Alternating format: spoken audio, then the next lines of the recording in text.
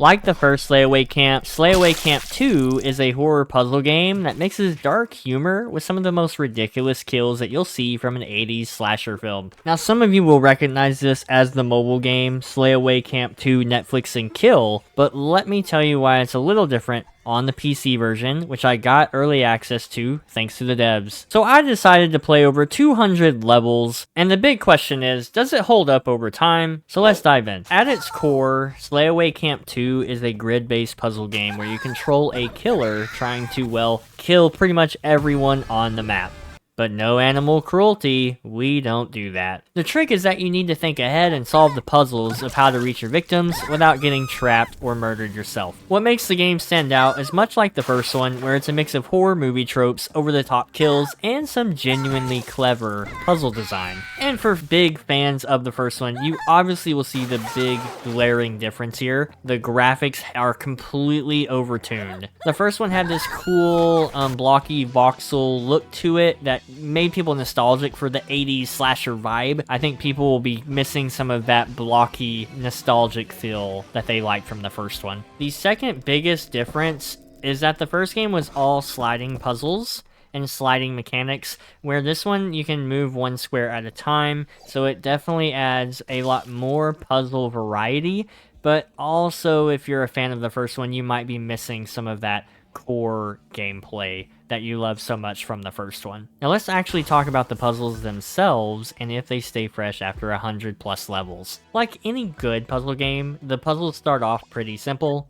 but don't let that fool you. As I got further in, they introduced new mechanics like traps, obstacles, creatures, hunters, and even expanding maps. By the time you hit about 50 or 60 levels, you'll really start to feel the brain power working on you. And yes, after 100 levels, I can say the puzzles managed to stay fresh thanks to the variety that they do throw at you. There were definitely a few of them that had me banging my head against the wall. Luckily, if you don't want to waste time viewing online guides on how to beat a level because you're just stuck after like 30 minutes or even hours, you can hit the hint button, and then also it will show you the solution if you just really can't figure it out. One big thing that is very different is there is a little bit of flavor here because there are 5 different killer types now. You have your slasher, your typical mass murderer, you know, classic butcher style. You have the beast, similar to something a little more primal and animalistic. The monster, like Frankenstein or something equally terrifying,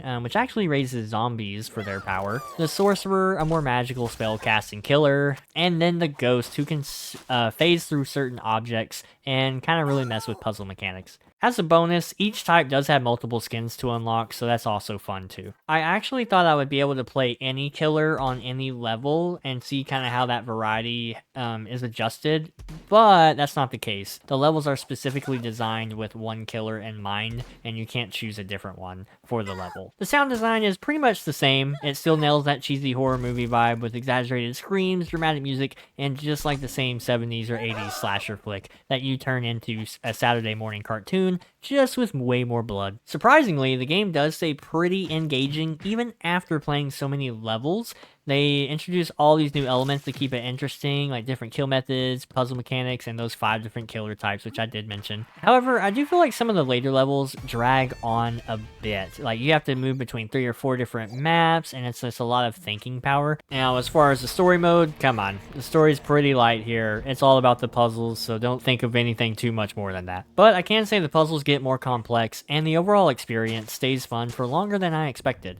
However, the deeper you go, the more you do start to see the formula. The game is great in bursts, but playing for long stretches can feel a bit repetitive and honestly just make you tired because of using so much brain power. Still, if you're a fan of horror-themed puzzle games, this one still delivers, just I don't know if it delivers as much of a satisfaction as the first one. If you want more puzzle game reviews or action RPG reviews, hit that subscribe button and let me know in the comments what you think about this game, or if there's something I didn't answer for you. You should go ahead and just click this video too, because that helps me out. Just try not to get sliced and diced before then. As always, thanks for watching, keep gaming, and stay awesome.